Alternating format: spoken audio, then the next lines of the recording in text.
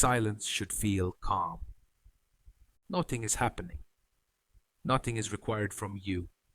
There's no pressure, no demand, no immediate problem to solve. And yet, instead of feeling relaxed, your mind starts to become more active, more alert, almost uncomfortable, as if the absence of noise is creating something rather than removing it. And that's the part that confuses people, because you expect silence to bring relief. You expect it to slow things down, to give your mind space to rest, to reset, to settle. But instead, the moment things go quiet, your thoughts begin to rise, one after another, filling the space that just opened up. And suddenly, the silence doesn't feel peaceful anymore. It feels exposed. At first, it's subtle. A small thought appears, something unfinished, something unresolved, something you didn't pay attention to earlier. Then another one follows, then another. And before you realize it, your mind is no longer quiet. It's active, scanning, searching, moving. This isn't random. Your brain doesn't experience silence as empty. It experiences it as unstructured space. And unstructured space gives your mind room to process things it has been holding in the background. Things that didn't have space earlier. When you're busy, distracted, or engaged, your attention is occupied. Your mind focuses on what's in front of you, and everything else stays beneath the surface. But the moment that external engagement disappears, your attention turns inward. And what's been sitting there quietly comes forward. That's why silence doesn't feel like nothing. It feels like everything at once. Thoughts you ignored earlier, feelings you didn't fully process, questions you didn't answer. They all start to surface, not because they suddenly appeared, but because there's finally space for them to be noticed. And your brain doesn't just observe them, it tries to organize them. It starts connecting things, analyzing, replaying, anticipating. It tries to make sense of what's coming up, to structure it, to understand it, to resolve it. And the more it does that, the more active it becomes. This is where silence turns into anxiety. Not because silence is causing anxiety directly, but because it removes the distractions that were keeping everything else contained. It exposes what was already there, and your brain reacts by trying to process it all at once. But there's another layer to this. Your mind isn't just reacting to what's coming up, it's reacting to the lack of control. When you're engaged in something, there's structure, there's direction. Your attention has a place to go, something to hold on to. But in silence, that structure disappears.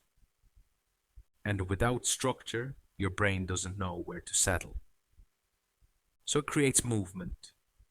It jumps between thoughts, shifts focus, searches for something to anchor itself to. It tries to rebuild a sense of control by staying active, by filling the space with something, anything, that feels more stable than stillness, because stillness, for a mind that's used to constant activity, doesn't feel safe. It feels uncertain, and uncertainty triggers attention. So instead of relaxing, your brain becomes more alert. It starts looking for problems, scanning for potential issues, revisiting past moments, anticipating future ones, trying to regain a sense of direction in a space that doesn't provide one. That's why silence can feel heavy. Not because something is wrong, but because your mind is trying to do something with it. It doesn't just sit in silence. It works against it. And the more it works, the more active it becomes. And the more active it becomes, the harder it is to feel calm within it. This is also why people often reach for distractions without even thinking about it. You check your phone, you put something on in the background, you start doing something small, something unnecessary, just to break the silence. Not because you need to, but because it feels easier than sitting with what comes up when you don't. And over time, this becomes automatic. Your brain learns that silence leads to discomfort, so it starts avoiding it before it even happens. It fills the space preemptively, keeping itself occupied, keeping itself engaged, making sure there's always something to focus on. But that doesn't resolve anything. It just delays it. Because the things that come up in silence don't disappear when you avoid them. They stay beneath the surface, waiting for the next moment where there's space again. And when that moment comes, the same pattern repeats. But here's the shift that changes how you experience this. Silence isn't the problem. Your reaction to it is. The discomfort you feel isn't coming from the silence itself. It's coming from your mind, trying to fill it, trying to structure it, trying to turn it into something it can control. But silence doesn't need to be controlled. It doesn't need to be filled, analyzed, or resolved. It just needs to be allowed. At first, that feels unnatural. When you stop trying to manage your thoughts, they don't immediately settle.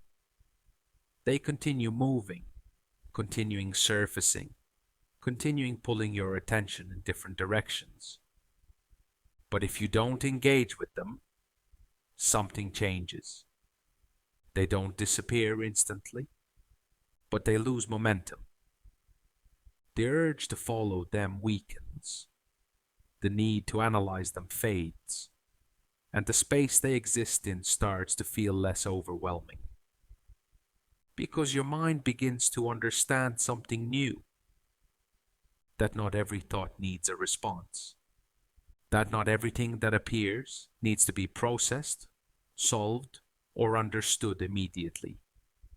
And as that understanding builds, the relationship with silence starts to shift. It no longer feels like something that needs to be managed. It becomes something you can exist within, without filling it, without escaping it, without turning it into something else. And when that happens, something subtle but important changes. The same silence that once felt uncomfortable starts to feel neutral. Then gradually, it starts to feel calm. Not because your thoughts disappeared completely, but because they no longer control your attention in the same way.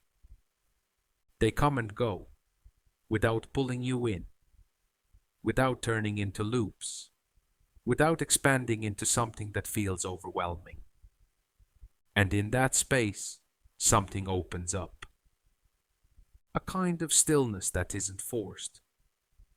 A kind of quiet that isn't empty, but stable. And for the first time, silence doesn't feel like something you need to escape.